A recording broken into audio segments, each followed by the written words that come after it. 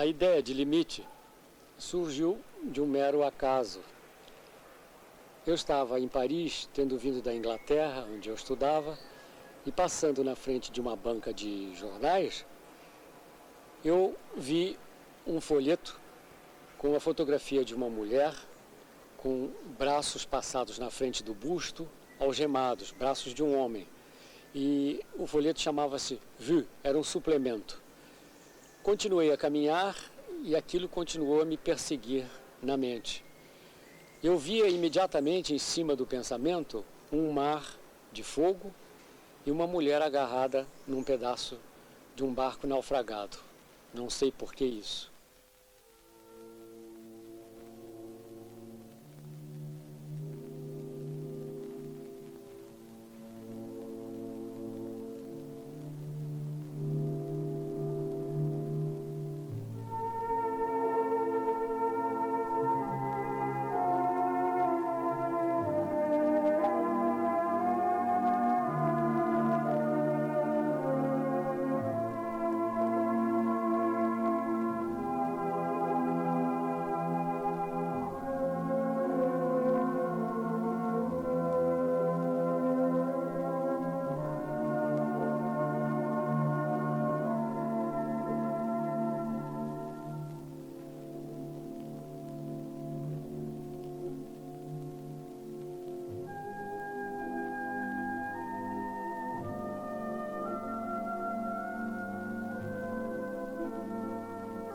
Esse brilho no mar de limite está reproduzido agora aqui e me traz tantas lembranças.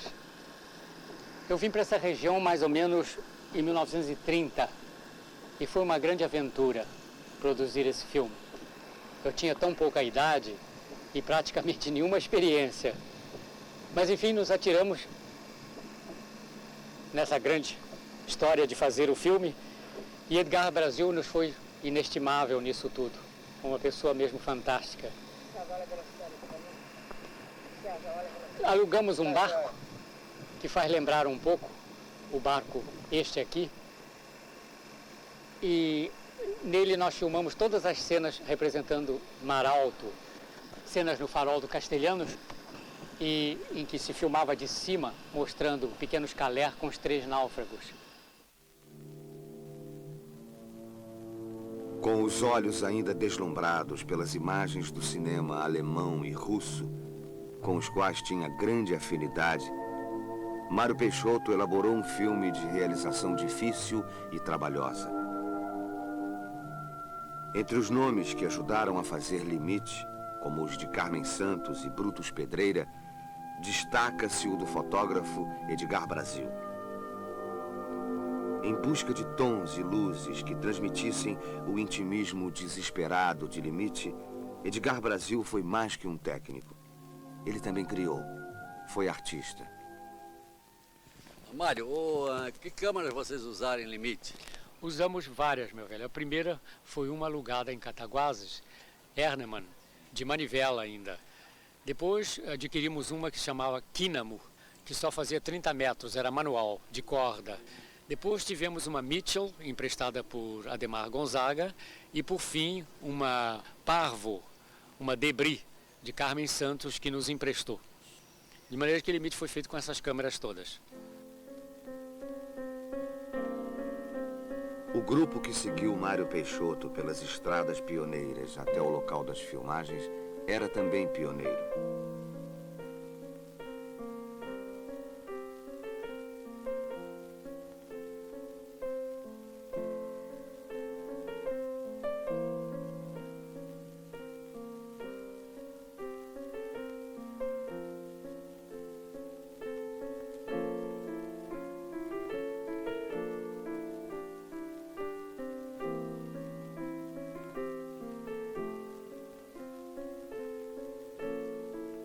O gosto da aventura trouxe momentos de alegria e descontração.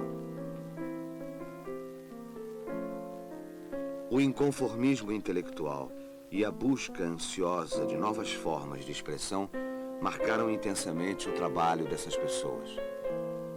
Mário foi muito influenciado pela natureza exuberante de seu país. e buscou exprimir em seu filme o mimetismo do homem com os elementos que o cercavam. Com grande admiração pelos cineastas alemães dos anos 20, Mário Peixoto procurou segui-los em termos de linguagem e de abordagem visual de seus 4 personagens. Mas não dispunha dos recursos técnicos dos alemães. Entra em cena, então, a capacidade de invenção do fotógrafo Edgar Brasil. Natural de Cantagalo, Edgar havia fotografado, entre outros, 2 filmes de Humberto Mauro, Brasa Dormida e Sangue Mineiro.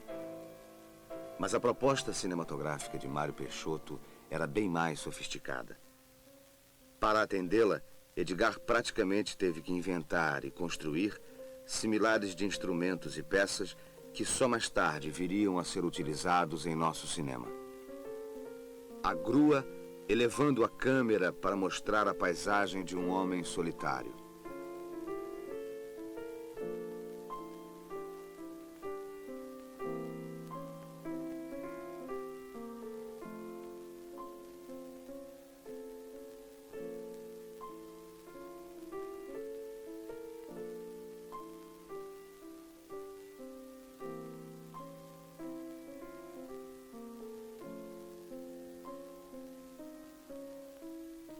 Carrinho para acompanhar o passeio de dramático lirismo de um casal de apaixonados.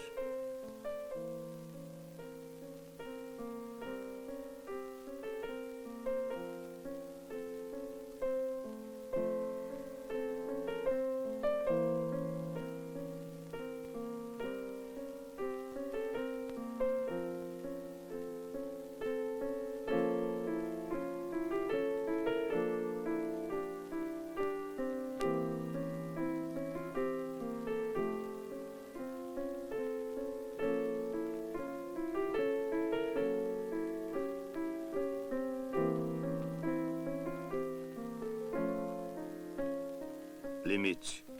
O mundo de Mário Peixoto visto pelos olhos de Edgar Brasil.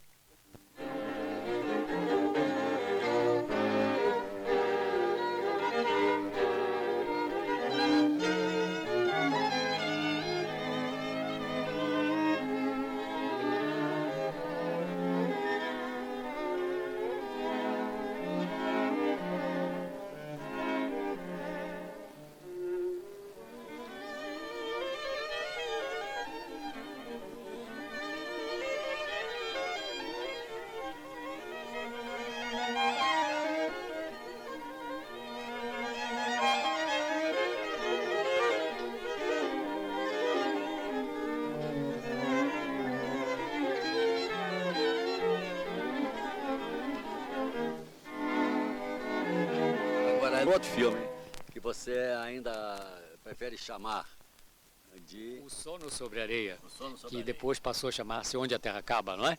Bom, ali o Edgar, ele mesmo construiu o laboratório, compreende? E a filtragem da água era toda criada por ele, compreende? Os encanamentos de borracha, que à noite os saguis e os macacos, que tinham muito nas matas da Marambaia, desligavam e deixavam tudo inundado, na manhã seguinte era uma trabalheira. E também as cubas que foram importadas dos Estados Unidos por Carmen Santos e que ele fazia a revelação do filme na própria noite. E no dia seguinte já se podia projetar num projetor de Carmen e obter o resultado.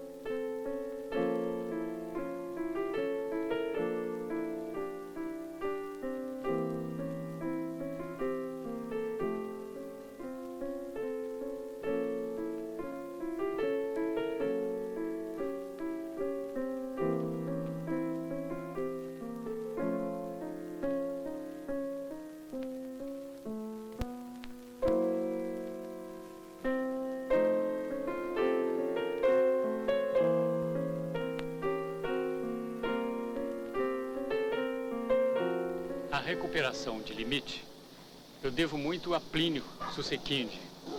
que conseguiu verbas com o governo e ele próprio se dedicou integral a esse trabalho.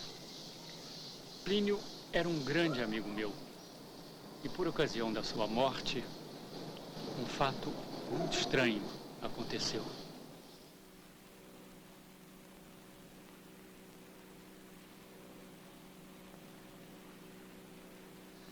Na véspera daquele dia, eu havia sido avisado do desejo de Plínio de que o avião que o trouxesse da Casa de Saúde em São Paulo sobrevoasse a Praia do Morcego, no meu sítio.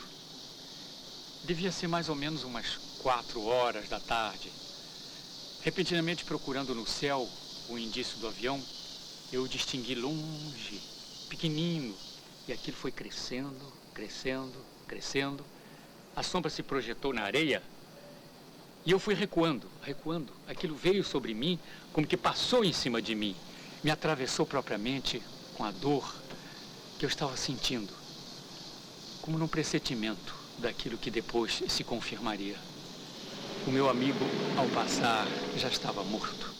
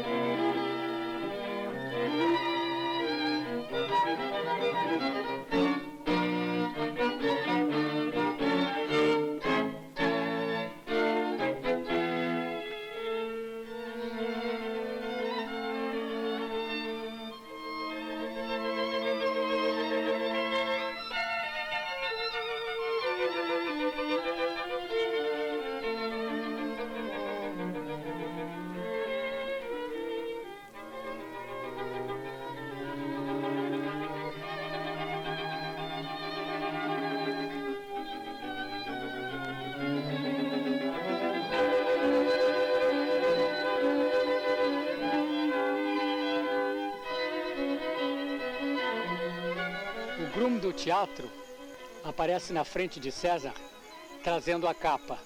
O forro da capa é de um tecido brilhante e ofusca um pouco César. Ele não reconhece bem o rapaz. mas uma voz, sendo dele, que ele reconhece da ilha, lhe diz longínqua: eu sou a sua mocidade. O que fez você da sua vida? Esquece a velhice. César então vai como para enfiar um braço na manga da capa, mas se sente mal e cai no chão.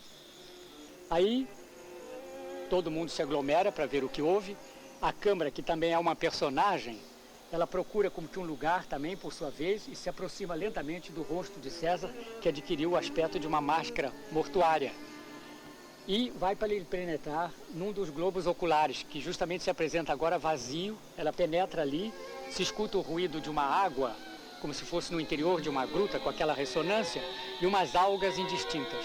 A câmara recua novamente, levanta, sai, começa a subir, a subir, a subir. As paredes são revestidas, repentinamente tornam-se de pura pedra, e lá em cima, então, é a noite estrelada, não tem nada. A câmara vira para a praia, lá embaixo. Tem uma onda no momento de deflagrar.